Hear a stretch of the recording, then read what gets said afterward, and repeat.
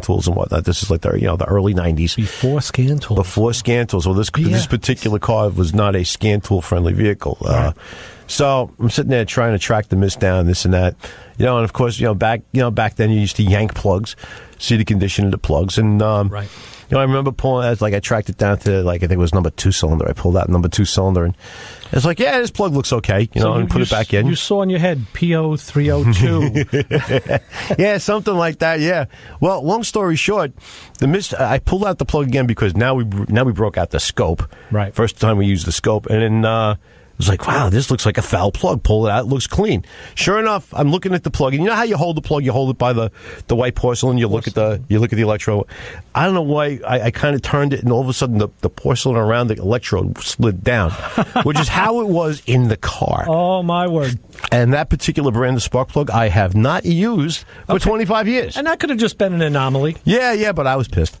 Well, speaking of being pissed, we're coming up on our first break, so we're going to do that. I know we're going to get back to that. This is something, Joe, that during the free-for-all program I wanted to play for the guys in the UD. The UD. Hopefully they're awake. But we didn't get to. So you know what? Let's listen to it now here on Motormouth Radio. Yeah. We'll take a quick break. Call, give us a couple minutes, and give us a holler back in about maybe 3 to 4 minutes, okay? It'll be quick, and we'll be back right where you got it. So hang in there.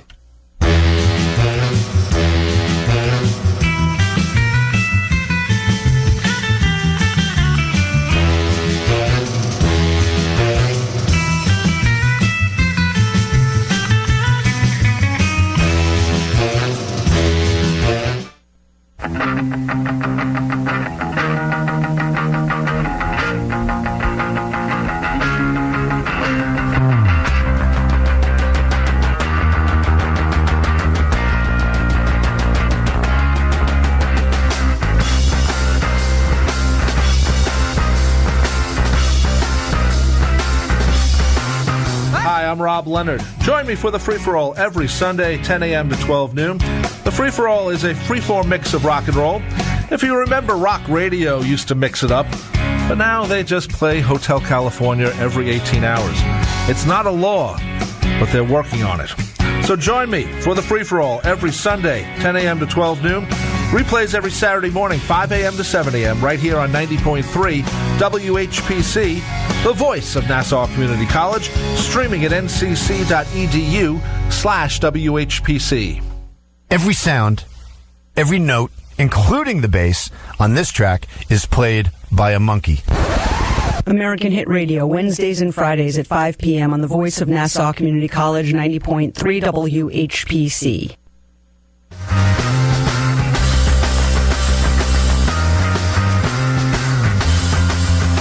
I don't know about you, but even being a drummer, Mel Shacker is one of the bass players in my life that really turns my tuning peg.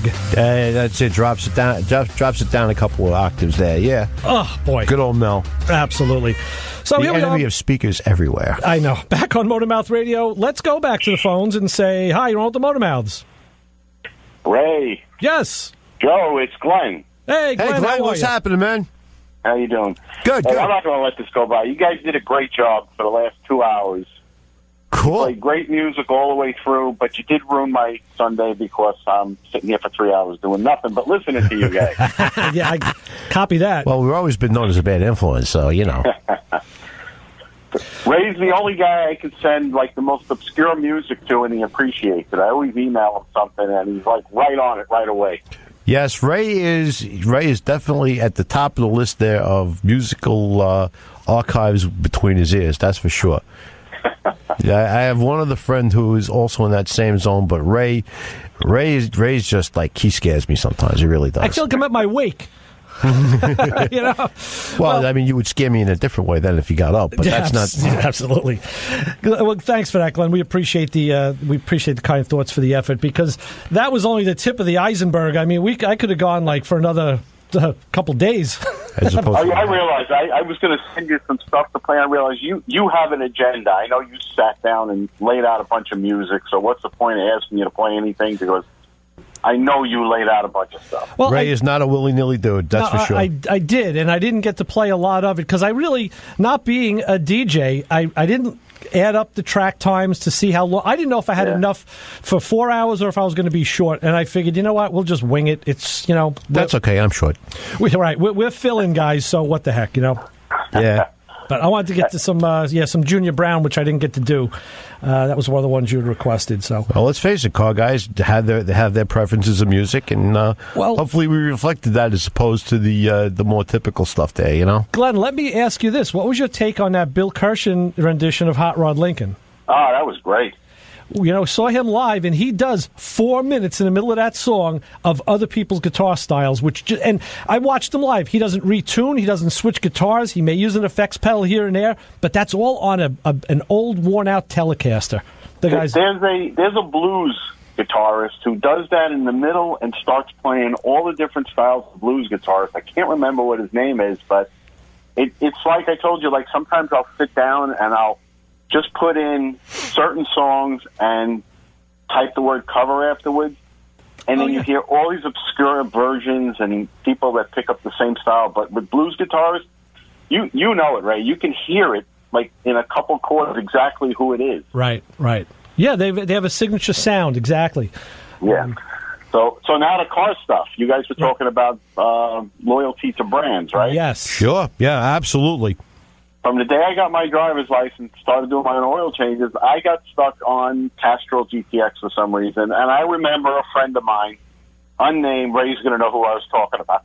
And he owned a shop, and he told me that Castrol GTX blows motors up. Huh. Really? That you can't use Castrol GTX, it ruins engines from his experience. And I'm laughing because who's the biggest Castrol GTX guy is John Force, right? John Force, yeah. Yeah. It always cracked me up, people's loyalties to certain products and even the name. I mean, I'm not a Ford guy. Ray knows I'm a Mopar guy, but you know what? There's some Fords out there I like too, so I'm not going to say Ford stink because I'm a Mopar guy. Sure. No, as you get on, as you get more experience, you used to, at one point in your life, you might have been a Chevy guy or a Mopar guy or a Pontiac guy or whatever. And then as you go along and you say, hey, I know that's not my brand, but that is a cool car. And, whether it's, it's from another manufacturer or whatever. And you say, hey, that ain't so bad. And then you learn to appreciate anything with four wheels and some of your blood on it, Glenn, that's my point in my blog all the time. I mean, I know Ray's not a foreign car guy, but you know what? I'll go to a car show with his foreign cars, and I'll appreciate them. Well, sure. I have 3 foreign cars in the household, 2 Japanese, 1 Italian. But Glenn, just so people know, this would be Glenn's intro song. Oh,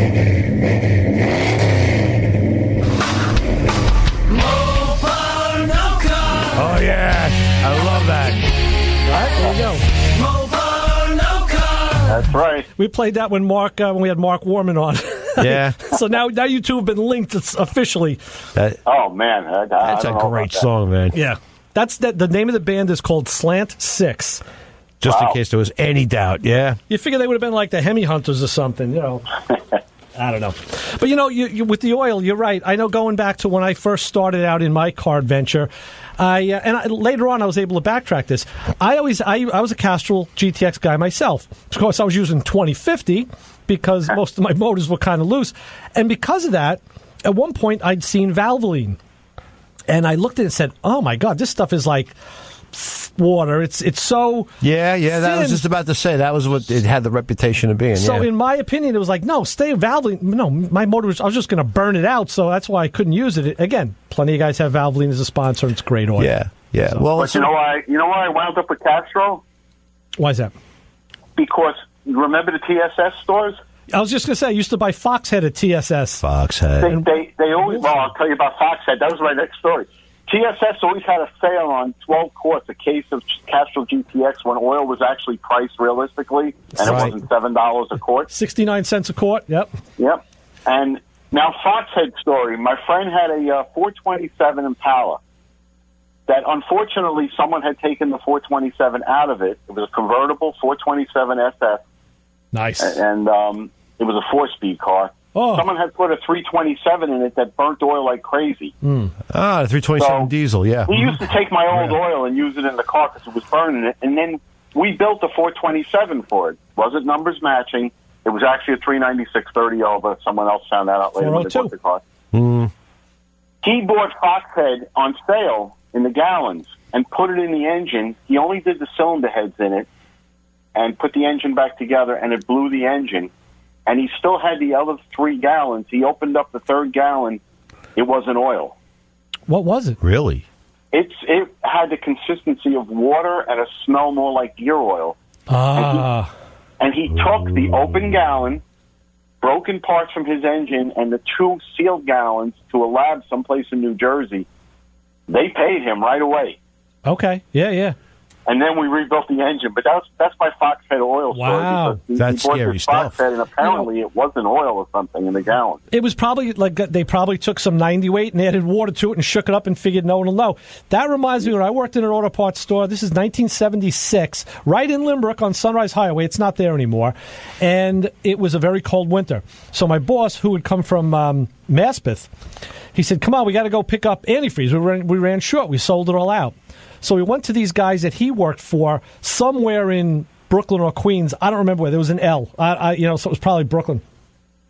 And we picked up, he's doing a deal. He goes, okay, go in the back, load like 12 cases into his 72 GTO. So I'm out there schlepping the cases into the car, bring them back to the store. I have them in the back of our store. Now, it was the next day, I'm going to pack them out, put them in make a display in the front. And I had to grab the boss. I won't use his name, but I said, boss, I said, we got a problem. As I hold up 2 gallons of this, I guess it was Xerox or whatever it was. He said, what's the matter? I said, we can't really sell this the way it is. He goes, why? And as I clinked the plastic containers together, it was like thunk, thunk, thunk. Like they're frozen solid. Oh, shit. Because they'd been in the back of the guy that he had worked for was cutting the antifreeze. And guess what? He cut it a little too much. Oh, jeez. So, and he says, you know what? Put it out anyway. It'll thaw out in front of the store. I'm like, oh, jeez. Oh, man. So, yeah, auto parts stories, right? Yeah, there's a lot of stuff out there that somehow makes it through the pipeline. That yeah. I mean, at one time, people slap labels on things, or they make look-alike labels. I mean, I used to get a lot of complaints for different parts that like, oh, this blah blah blah, fill in the blank is no freaking good. They would send it back as a warranty, and this thing blew up my engine, or there was some kind of horror story associated, and it wasn't even our part. Oh, well, yeah. it said had my company's logo on it. It was like, yeah, but that's not our part. Right. You know what I mean? And then you would have to show them a picture of the real thing, and so I mean, part counterfeiting has always been around. Oh yeah. You know what I mean? And whether it's actual hard parts or chemicals. I mean, chemicals, that's real easy to probably duplicate, especially back in the day. Oh, sure. Like that Foxhead thing. Somebody must have diverted it, or diverted the real stuff, or they had a really tough time at the refinery that week or something. Yeah. Something went wrong. Yeah. Weird stuff.